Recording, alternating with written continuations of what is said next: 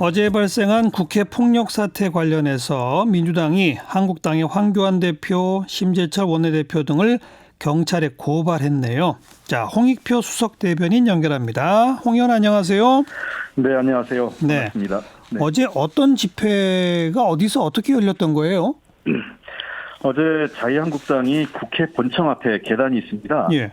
국회 본청 앞에서 자유한국당 지지자를 동원한 집회를 11시경에 예. 개최한다고 해놓고 예. 사실상 정상적인 집회가 아니라 그것이 그 이후에는 폭력 집회로 전환됐고요. 예. 사실상 어제 오후 내내 저녁 무렵까지 국회를 전체를 마비하고 그 안에서 다양한 형태의 여러 가지 있을 수 없는 폭력과 일탈행위가 있었습니다. 몇 명 정도 모였던 거예요?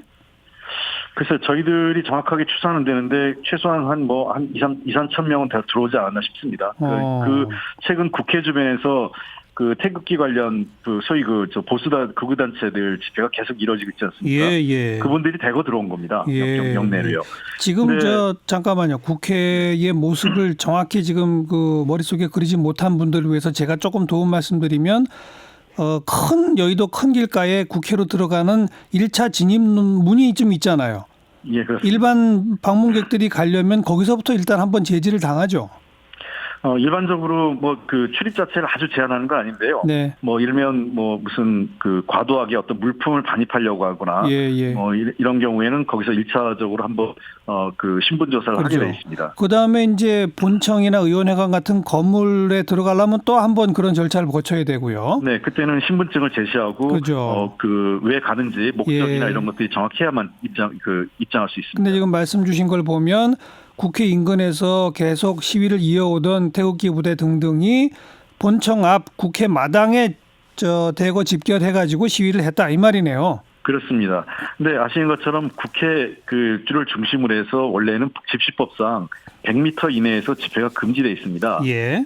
그럼에도 불구하고 국회 주변에서 있는 집회를 약간은 허용을 좀 해준 건 사실이고요. 예. 그러나 지금 이번에 어제와 같은 폭력 사태처럼 국회 경내에 들어와서 집회나 시위를 한 경우는 사상 초유의 일이고 나가서 그런 어떤 폭력 행위를 한 것도 정말 지금 국회가 문을 연 지 처음 있는 일입니다. 누구를 상대로 어떤 폭력을 한 거예요? 본청 앞에서 그냥 시위를 한 거라고 아까 하셨는데.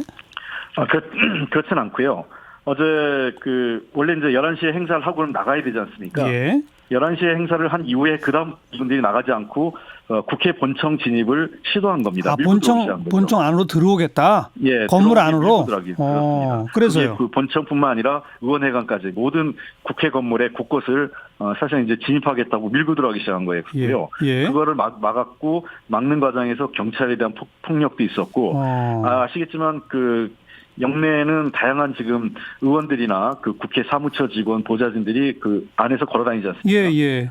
그래서 폭력을 당한 분들이 제법 많이 있습니다. 우리 당에는 30 의원도 폭력 행사를 해서 깃대로 남홍동이 같은 경우로 이 어깨 부분을 맞으셨고 안경이 깨졌고요. 네, 그리고 홍영표 의원도 봉변을 당하셨고, 그 다음에 정의당 지금 현재 보면 정의당과 민평당이 우리공화당도 있고 국회 앞에 본청 앞에 정당에서 이렇게 텐트를 하고 지금 시위를 하고 있는 분들이 계세요. 당직자들하고. 그분들에 대해서 우리공화당은 자기 편이니까 그런 문제가 없었는지 모르겠는데 정의당과 민평당 당직자들을 대상으로 폭언과 폭력, 그다음에 이루 말할 수 없는 여러 가지 차마 입에 담기 어려운 행동들을 했습니다. 네. 입에 담기 어려운 행동이라는 건 뭐예요? 방송을 못 하는 겁니까? 나중에 지금 저희도 좀 확인한 거지만 거의 성추행에 가까운 일도 있었고요. 그래서 차마 일일이 열거하기에 민망할 정도의 내용들이었습니다. 어제 정도는 폭력, 그다음에 일탈행위, 그야말로 한국 사회에서의 최악의 하루였다고 봅니다. 직접 부상까지 당하신 분도 있나요? 몇 분은 조금 다치신 분도 있는데 아주 심한 부상은 아니었고요. 다행이네요. 경찰이 있고 해서 아주 심각한 부상까지는 안 갔던 것 같습니다. 오늘 그래서 저희들도 알고 다들 피해서 다른 쪽으로 아예 나가지도 못하고 그랬기 때문에 그런 충돌은 없었습니다. 그러니까 한 1-2천 명 가량이 모였다가 건물 안으로 들어가겠다고 이렇게 몰려다니시면서 눈에 띄는 민주당이나 민평당이나 정의당 사람들은 폭력까지 하고 이랬다 이거군요. 그렇습니다. 오늘 그래서 누구를 어떤 혐의로 어떻게 고발하셨습니까?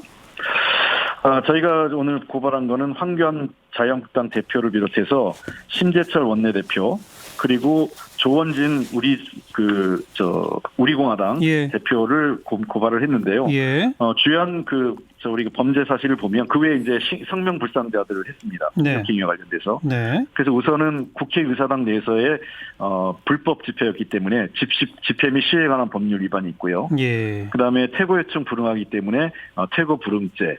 그리고 전체적으로 공무를 방해했기 때문에 경찰에 대한 항의와 또 그 국회에서의 모든 정상한 업무를 방해했기 때문에 특수공무집행 방해죄 그리고 서른 의원을 비롯한 정의당 당직자 등에 대한 폭력행위 등 처벌에 관한 법을 신고를 했고 네. 황교안, 심재철, 조원진이 세 분은 각각 이러한 것들의 범죄 혐의에 대한 공동정범으로 또 이 국회 침탈 행위를 주최하거나 선동한 혐의로 같이 고발을 한 겁니다. 선동까지 했다고 보시는 게 구체적인 근거가 있나요? 네, 어제 사실은 이분들이 입당하는 과정에서 자유한국당이 조직적으로 개입해서 들어오게 했습니다. 이분들이 들어올 수 있게 허용을 한 거고요. 사실상 원래 못 들어오게 이렇게 대규모로 못 들어오는데 자유한국당이 자기네 집회 당원들이라고 하면서 일부를 허용하자고 특히 그 나선 분들이 이제 심재철 원내대표를 비롯해서 이주영 국회 부의장 등등이 적극적으로 이 역할을 했고 그 자유한국당 의원들이 나섰고요. 또 황교안 대표 이미 아마 방송이나 동영상을 많이 보셨을 텐데 황교안 대표 같은 경우는 우리가 승리했다 등의 발언을 했고 제대로 싸움 한번 해보자. 이건 완전 전형적인 선동이고 우리가 승리했다라는 건 사실상 같은 행동을 해서 했다라는 걸 스스로 인정하는 거 아니겠습니까? 예. 우리가 이겼다라는 발언을 했죠. 예. 근데 지금 선거법을 둘러싸고 마지막 그 원내 교섭단체 간의 협상도 한편에 있고 한편에 4+1 협상도 있고 한 이런 와중에 물론 어제 불미스러운 상황이 벌어지긴 했지만 야당의 대표와 원내대표를 여당이 경찰에 고발한다. 이건 이제 완전히 협상은 물 건너간 거 아닌가요? 협상은 협상이고 법은 법이라고 생각합니다. 그래요? 국회가 법 위에 있을 수 없고요. 국회의원이 법치를 무시해도 된다. 사실은 우리가 법치주의라고 할 때에는 일반 시민들이 법을 잘 지키라는 게 아니라 권력이 있는 사람들, 대통령을 포함해서 국회의원, 그다음에 검찰 등이 법에 근거해서 통치하고 정치를 하라는 거거든요. 알겠습니다.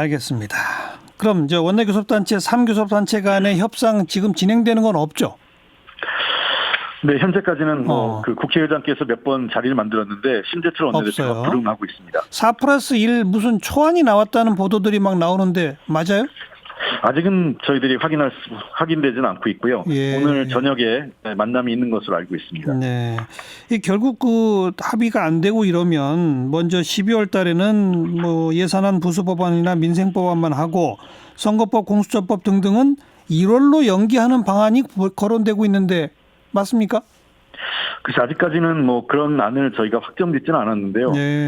최악의 경우에는 일단 예산 부수법안은 이게 통과가 안 되면 우리가 정상적으로 예산 집행을 하기 어려워집니다. 내년도에. 그런 측면을 고려한 면이 있지 않나 생각되는데 아직 어떤 결정된 내용은 없습니다. 모든 게 아직은 미정이군요. 네네. 오늘 밤 4+1에서 최종 합의안이 나올지 안 나올지부터 우선 봐야 되겠습니다. 네, 그렇습니다. 네, 고맙습니다. 네, 감사합니다. 더불어민주당 홍익표 수석 대변인이었어요.